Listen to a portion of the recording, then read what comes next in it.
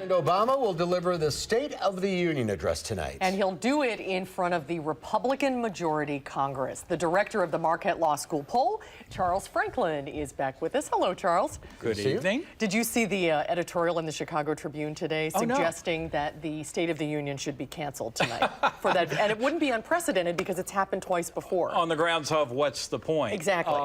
You know, we have a Congress and a president that didn't get along very well last year when the Democrats controlled the Senate. Now with Republican control of both the House and the Senate, it's even less likely that the president's agenda is met with open arms. A few of the things he's going to talk about, possibly free trade, are things that could get some Republican support. But other things like increasing taxes on the wealthy to pay for middle-class tax cuts and benefits is probably one of those things that sets up a political conflict for the coming 2 years, not very likely to be something at the top of the agenda for passage. So this isn't just for spectacle. I mean, there's actual substance to these speeches. There is, if you can stay awake through the speech to hear it all. There have been good studies of State of the Unions in the past, and in fact, cynicism aside, presidents really do try to enact a lot of what they propose in these things.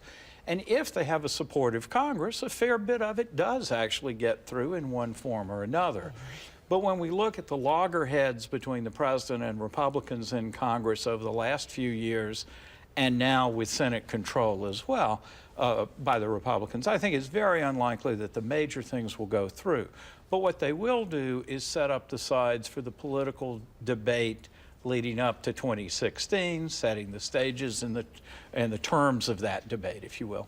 Well, and the president heads into this State of the Union, I understand, with a higher approval rating than normal. Isn't his approval rating higher than it's been in the past 2 years? It has, in fact, bumped up pretty significantly.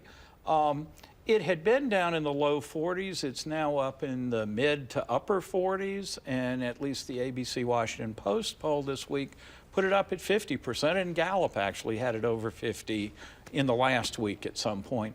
So there has been a noticeable uptick since, ironically enough, since the midterm elections that put Republicans in control of Congress. The president's job approval has actually gone up quite a bit. It's not clear that that provides him with the leverage to get Republicans to knuckle under, but it does give him a bully pulpit to push some of the things that Democrats would like to be the terms of the debate, such as having a position that forces Republicans to defend not cutting the taxes of the wealthy or not increasing taxes on the wealthy in order to do middle-class tax cuts. That's a good political point for Democrats. So in a way, he's sort of forcing Republicans' hands on a lot of these social and middle-class issues. And some of them, like immigration, remain very testy and will.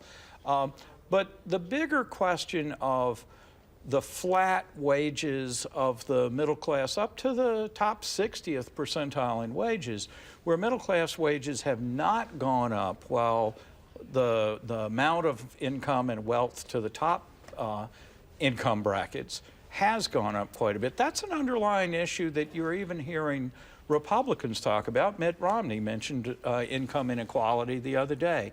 So the terms of this debate are being set as we speak and as the speech goes forward tonight. Sort of setting things up for 2016. Very much so. He's not a lame duck, that's for sure. He's very active. He has 2 years to limp along and see what he can get. And, you know, sometimes they surprise us. Sometimes they actually do find a point of compromise. I'll call you about 8:30. Sometimes. I'll call you about 8:30, make sure you're still awake. I will be.